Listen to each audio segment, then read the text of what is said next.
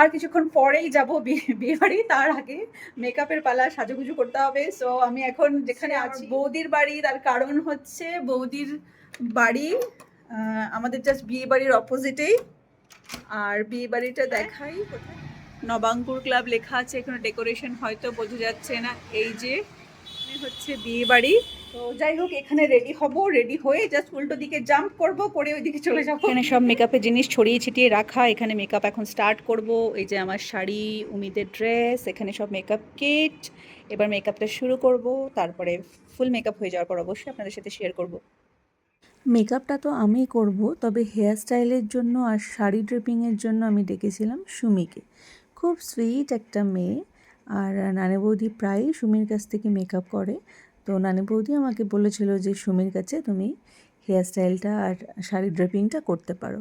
আর মেকআপের কথা তো আপনারা জানেন, যেহেতু আমি মেকআপ আর্টিস্ট, তো নিজের মেকআপটা নিজেকে করতেই ভালো লাগে। আর এই যে দেখুন আমার ফাইনাল লুক, আর আমি একদম রেডি হয়ে গেছি। আমার hair style, sari draping, makeup overall সব হয়ে গেছে। আমাকে কেমন লাগছে অবশ্যই জানাবেন। হেয়ার স্টাইলটাও সুমি ভালো করে দিয়েছে, শাড়িটাও খুব সুন্দর পরিয়ে দিয়েছে। ওভারঅল সব কিছু ভীষণ ভালো ছিল। আমার তো নিজেকে খুব ভালো লাগছিল। ইভেন নানি বৌদি, রিমি বারবার বলছিল ভীষণ মিষ্টি লাগছে, তো সেই জন্য আমার নিজেকে আরও বেশি ভালো লাগছিল।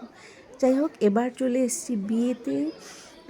বিয়েতে এসে দেখুন অলরেডি লগ্ন ছিল, তো বর বউ বসে গেছে বিয়েতে। আর দেখুন আমাদের নতুন বউ শিল্পাকেও কি মিষ্টি লাগছে দেখতে। আর এই যে দেখুন বাকি সুন্দরীরা এখানে দাঁড়িয়ে আছে। আমার মাকে তো সবাই চেনেনি, তার সাথে মায়ের পাশে আছে আমার বড় বোন দেবযানী, যাকে আমরা চুটকু বলে ডাকি। আর আমার ডান দিকে আছে আমার ছোট বোন ঈশানী, যাকে আমরা রিম্পি বলে ডাকি। তো আমরা, আর এখানে হচ্ছে আমাদের ছোট্ট আদু সোনা, যে দাদুর সাথে একদম ঘুলে মুলে গেছে। দাদুর পাশে হচ্ছে পলাশ, মানে আমার বড় বোনের হাজব্যান্ড। আর এখানে মোবাইল হাতে যাকে দেখছেন উনি হলেন আমার মামা। আর এখানে পেছনে যাকে দেখতে পেলেন একটু হালকা সবুজ রঙের যে পাঞ্জাবি পরা, সে হচ্ছে আমার ছোট বোনের হাজব্যান্ড শুভদীপ।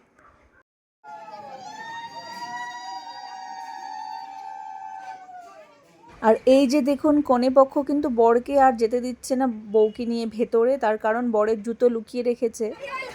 কত